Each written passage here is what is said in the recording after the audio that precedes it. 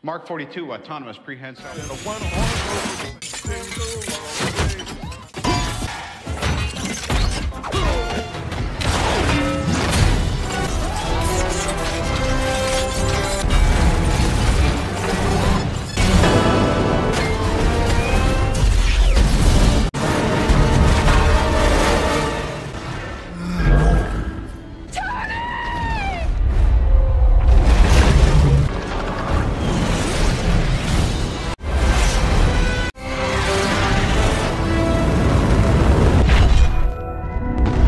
Hey Sleeper, selamat datang. Siapa nih yang nungguin kelanjutan dari film Iron Man yang ketiga? Nah, yang belum nonton film Iron Man sebelumnya bisa klik link di atas atau deskripsi di bawah.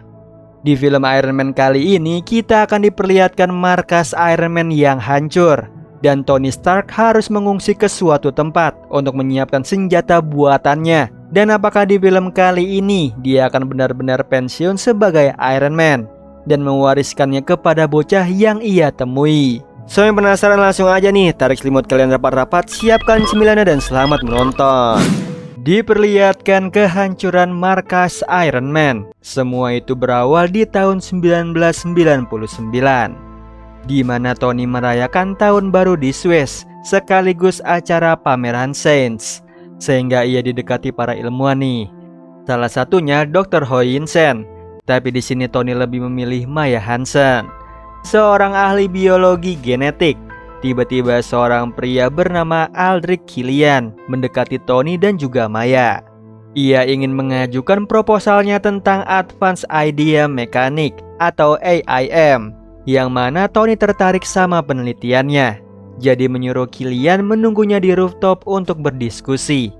Padahal Tony lebih tertarik melihat penelitian Maya, yaitu ekstremis yang dapat memanipulasi organisme hidup secara genetis. Contohnya tanaman yang dijadikan eksperimen, yang begitu dicabut sama Happy bisa tumbuh kembali. Namun efek sampingnya menimbulkan ledakan, yang membuat Tony ragu bekerja sama dengan Maya. Bersamaan Killian masih menanti Tony di rooftop. Tanpa Tony sadari, ia menciptakan iblis. Singkat cerita, kembali ke masa kini, di mana Tony menginjeksi tangannya dengan micro repeater, yaitu sensor yang terkoneksi sama baju besi terbarunya, yaitu Mark 42. Mark 42, autonomous prehensile.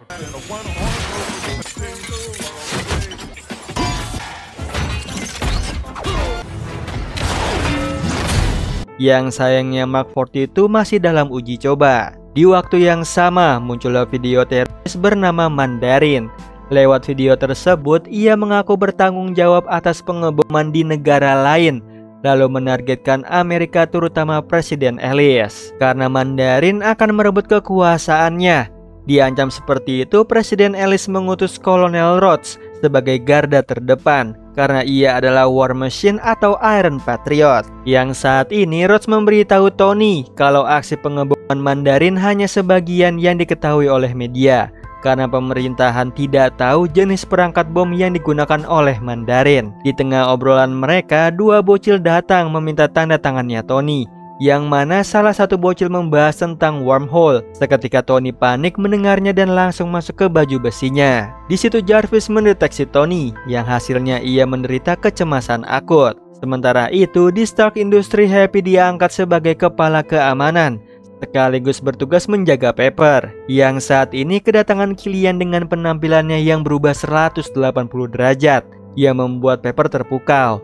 Ternyata Killian ingin mempresentasikan penelitiannya, yaitu ekstremis, sambil ditemani asistennya di luar bernama Savin, di mana Happy memantaunya. Yang ternyata ekstremis adalah bioteknologi yang diinjeksi ke tubuh manusia. Sistem kerjanya menggunakan gambaran otak Killian, yang mana ekstremis tersebut bisa mencapai DNA manusia untuk ditingkatkan. Di sisi lain, Happy dihubungi oleh Tony. Ia menanyakan kabar tentang Pepper. Di sini Happy menjelaskan kalau Pepper sedang menerima tamu, yaitu Killian, seseorang yang mereka temui waktu di Swiss dulu. Sayangnya Tony tidak ingat, ia pun mencari tahu sendiri nih, sedangkan Happy akan terus membuntuti Killian serta asistennya. Bersamaan, Pepper menolak penelitiannya Killian karena berbahaya. Selain itu, Tony belum tentu setuju. Mendengar nama Tony, Killian kecewa, padahal Pepper sudah diangkat jadi CEO. Meskipun begitu, Killian menerimanya. Ia pun pamit sambil mengecup pipinya Pepper, yang mana Happy melihatnya. Lalu begitu Killian pergi, Happy memata-matainya. Sedangkan Pepper pulang ke rumah, di mana ia terkejut mendapatkan boneka besar untuk hadiah Natalnya. Ditambah Tony mengenakan kostum Iron Man di dalam rumah, yang membuat Pepper heran nih dengan tingkahnya, yang ternyata kostum tersebut bisa dikendalikan oleh Tony dari bengkelnya. Singkat cerita, di malam harinya Tony bermimpi buruk waktu kejadian wormhole. Pepper yang menyadarinya segera membangunkan Tony. Anehnya justru baju besinya Tony yang datang menyerangnya, membuat Pepper takut, yang ternyata sengaja Tony buat untuk melindunginya. Sementara itu Happy mengikuti Savin yang membawa koper hingga di depan teater, di mana ia sudah janjian nih dengan Jack Taggart, lalu meletakkan kopernya dan pergi begitu saja. Kesempatan bagi Happy sengaja menabrak Jack lalu mengambil barang yang ada di kopernya. Yang sialnya Happy berpapasan dengan Savin. Bodohnya memberitahu Savin kalau barangnya ada di tangannya. Seketika Savin menghajarnya, bersamaan Jack tiba-tiba meledak. Akibatnya Happy menjadi korban.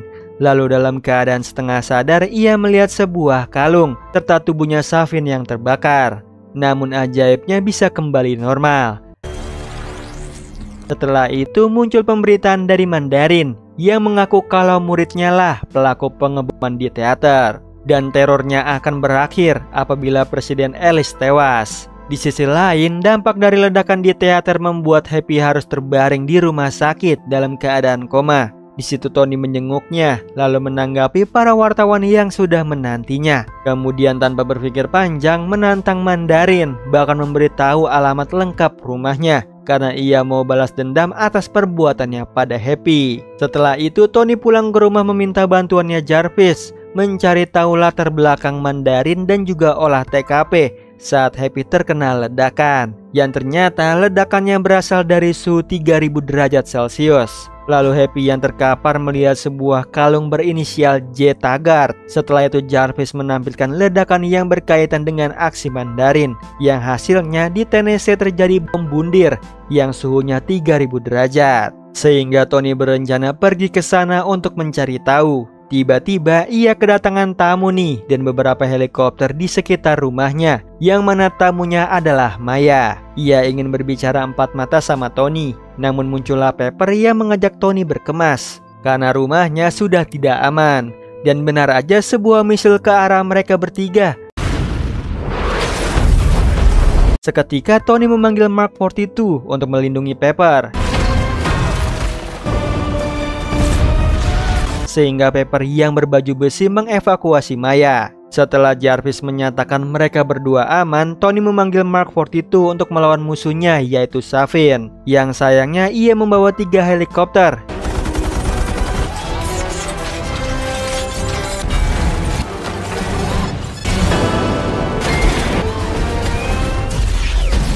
Malangnya Tony hanya mampu menumbangkan 2 helikopter, sedangkan helikopter satunya terus membombardir Tony serta rumahnya sampai tenggelam ke dalam laut.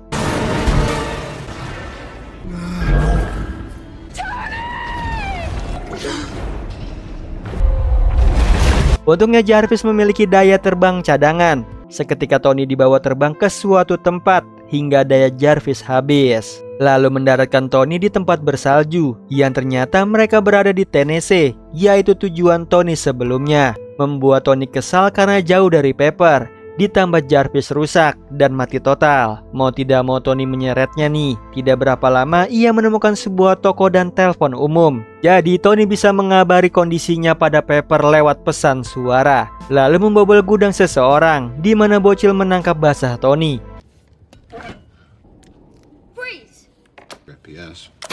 Seketika Tony memperlihatkan baju besinya, yang membuat si bocil girang karena ada Iron Man di rumahnya. Bahkan Tony memberikan hadiah tongkat kriket untuknya. Lalu di situ mereka berkenalan. Bocil tersebut bernama Harley.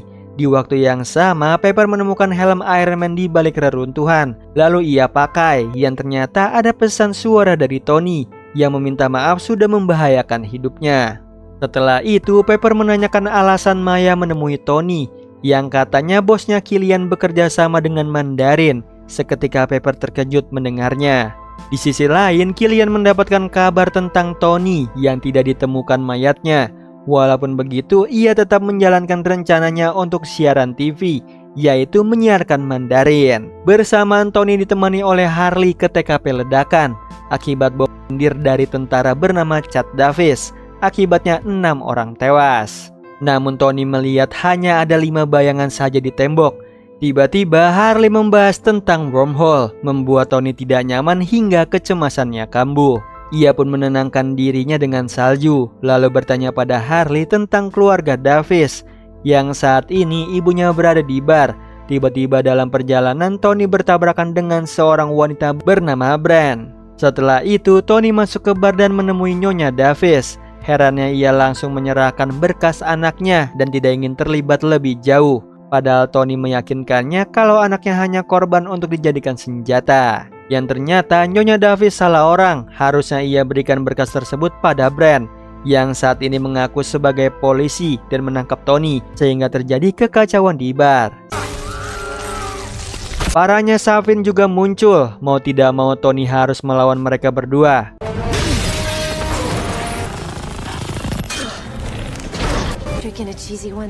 That could be the... Hebatnya Tony bisa mengalahkan Bran, namun tidak bisa mengatasi Savin yang merobohkan toren air, membuat kakinya Tony terjepit di antara besi. Ditambah Savin menangkap Harley. Di situ Tony teringat sama tongkat kriketnya. Seketika mengode Harley untuk menyerang Savin, sehingga Savin tidak sadarkan diri. Kesempatan bagi Tony mengambil kunci mobilnya untuk kabur. Tidak lupa mengambil berkas Davis dan pergi dari sini. Yang sebelumnya meminta Harley menjaga Jarvis untuknya. Begitu Tony pergi, Savin tersadar dari pingsannya. Bersamaan satelit siaran TV diretas oleh Mandarin, yang mana wakil Presiden Rodriguez mengetahuinya. Begitupun Presiden Ellis yang berada di pesawat Air Force One. Di situ terlihat Mandarin menyandra akuntan perusahaan Roxxon. Di sini ia ingin menembak kepalanya. Apalagi Presiden Ellis tidak menelpon. Dengan terpaksa Pak Presiden menelpon Mandarin. Namun itu hanya jebakan, karena ia tetap menembak Bapak Akuntan secara langsung di TV nih, membuat Presiden Ellis ketar-ketir. Saat itu juga menugaskan Rhodes untuk melacak keberadaan Mandarin. Yang sialnya siarannya berada di Pakistan, jadi Rhodes pergi ke sana. Bersamaan Tony menyadari di berkas Davis ada tulisan AIM. Seketika ia menghubungi Rhodes meminta data login satelitnya. Setelah itu Tony diam-diam masuk ke sebuah fan stasiun TV. Sialnya jaringan internetnya lambat. Ditambah ia ketahuan oleh Gary si pemilik fan. Namun ia justru senang karena mengidolakan Tony. Sehingga Tony memanfaatkan Gary untuk membantunya memperbaiki jaringan internet. Kemudian Tony login dan meretas data penelitian AIM. Yang terdapat video Bran dan juga Davis yang dijadikan eksperimen oleh Killian, yaitu eksperimen ekstremis yang mereka disuntikkan cairan secara berkala, di mana tahap pertama tangannya Bran yang tidak ada bisa tumbuh. Namun ada satu orang yang gagal dan meledak saat itu juga. Di situ Tony menyimpulkan mereka dijual pada Mandarin. Di waktu yang sama Maya dan juga Pepper bersembunyi di sebuah hotel, di mana Maya menyesal penelitian ekstremisnya diserahkan ke orang yang salah. Tiba-tiba Killian mengetahui keberadaan mereka. Di sisi lain Rhodes mendatangi tempat yang diduga menjadi markas Mandarin. Yang sialnya ia justru bertemu muridnya Mandarin yang ternyata manusia ekstremis. Kembali ke Tony nih, ia menghubungi Jarvis lewat Harley, yang mana Jarvis mengetahui lokasi Mandarin yang ada di Miami. Namun sayangnya baju besi Tony tidak bisa mengisi daya, yang membuat Tony hancur karena ia tidak bisa menyerang tanpa baju besinya, hingga serangan kecemasannya kambuh. Di situ Harley yang mendengarnya menyemangati Tony.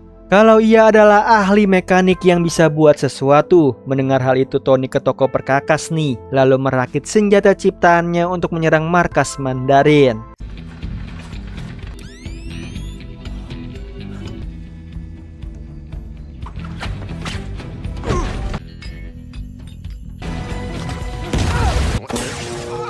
Yang ternyata Mandarin seorang pria tua yang cerewet dan pecandu narkoboy, dan nama aslinya adalah Trevor. Di sini ia mengaku hanya dibayar sebagai aktor untuk memerankan Mandarin. Hal itu Trevor lakukan karena bayarannya Narkoboy, dan yang membayarnya adalah Killian. Meskipun begitu, ancaman bom atau orang-orang yang mati Trevor tidak tahu nih, membuat Tony marah akibat ulahnya Happy masih koma.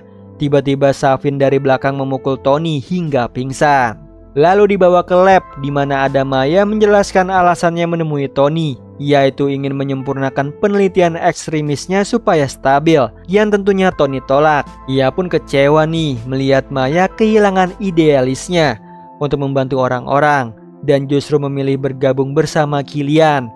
Yang ternyata Killian juga kecewa diberi harapan palsu oleh Tony saat di Swiss.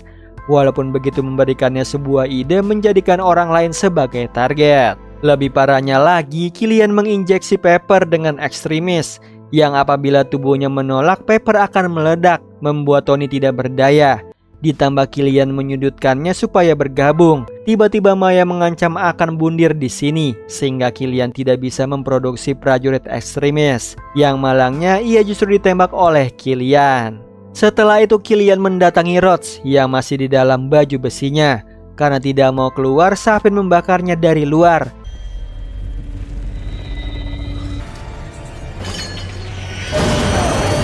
Ia membuat Rhodes kepanasan dan keluar dari baju besinya. Lalu Savin menghajarnya sampai pingsan. Kembali ke Tony, ia menakut-nakuti dua kroconya Killian kalau sebentar lagi mereka akan tamat.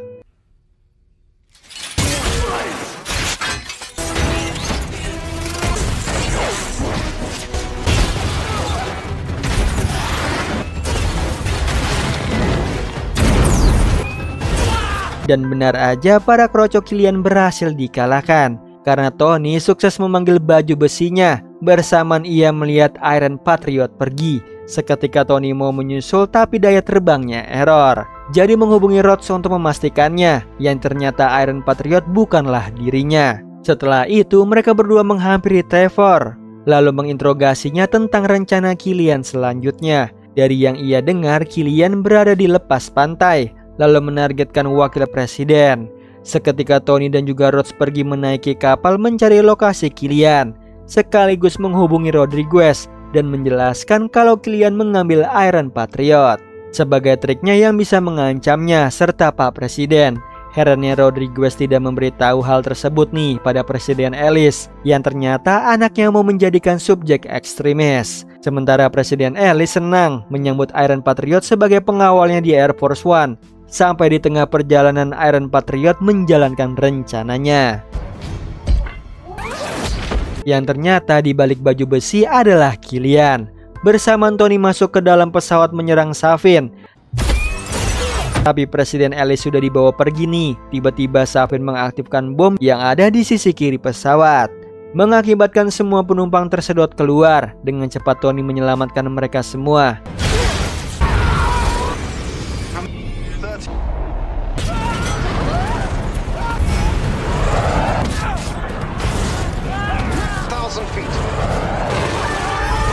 Meskipun berhasil, tiba-tiba Tony tertabrak truk, yang mana baju besinya hancur. Ternyata ia dikendalikan dari kapal, lalu meminta Jarvis menjalankan protokol house party. Kembali ke Killian, ia menginjeksi Pepper ekstremis tahap terakhir. Tiba-tiba muncul Iron Patriot nih, yang ternyata di baliknya ada Presiden Ellis. Lalu Killian menjelaskan rencananya, yaitu ingin membantainya sambil ditayangkan di TV. Dengan begitu Killian bisa maju ke politik. Di sisi lain Rhodes dan juga Tony tiba di tambang minyak, di mana Rhodes melihat Pak Presiden digantung di atas tangki minyak. Bersamaan Killian sudah bersiap untuk on air. Sayangnya Rhodes dan juga Tony tidak mampu melawan pasukan Killian yang sudah diekstremis, apalagi mereka dikepung. Untungnya di waktu yang tepat protokol house party atau pasukan Iron Man buatan Tony tiba.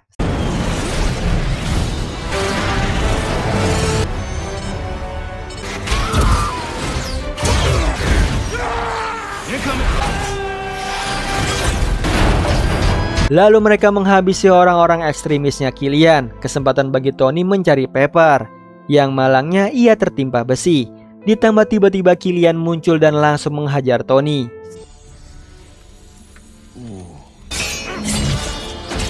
Sisi lain, Rhodes berusaha menyelamatkan Presiden Ellis. Very funny.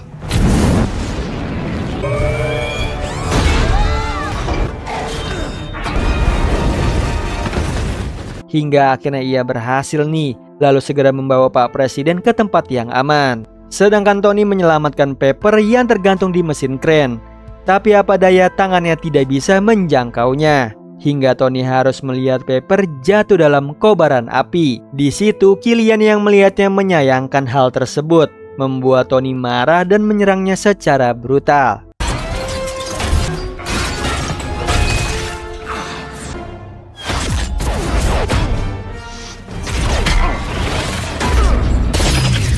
Namun sayangnya percuma nih, Killian sangat overpower. Walaupun begitu, Tony masih memiliki Mark 42. Dengan cepat ia memasangkannya ke tubuh Killian, lalu memerintahkan Jarvis meledakannya.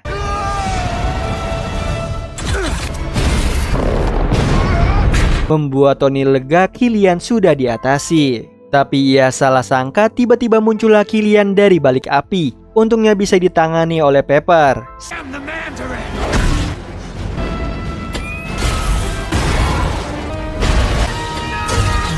Yang ternyata kondisi Pepper baik-baik saja, membuat Tony bahagia mengetahuinya. Jadi memberikan hadiah Natal berupa penghancuran pasukan Iron Man.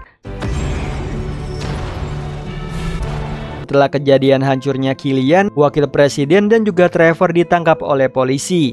Sementara Tony memutuskan operasi medis jantungnya supaya dapat hidup normal bersama Pepper. Selain itu, Happy tersadar dari komanya. Bersamaan Harley mendapatkan gadget canggih dari Tony. Di akhir film, Tony membuang arc reaktornya ke laut. Meskipun begitu, ia tetaplah Iron Man. I'm a changed man. You can take away my house. I am Iron Man. Nah, itu tadi alur cerita dari film Iron Man yang ketiga. Gimana Sleeper? Seru banget kan cerita Iron Man kali ini? Apakah menurut kalian Iron Man benar-benar pensiun? Coba komen di bawah. Oh iya Sleeper, kalian bisa follow nih Instagram kita di @temantidur.ytb atau @handyalfat. So Sleeper, itu tadi video kita kali ini. Semoga kalian suka sama videonya. Aku Hendy pamit. Happy nice dream and ciao.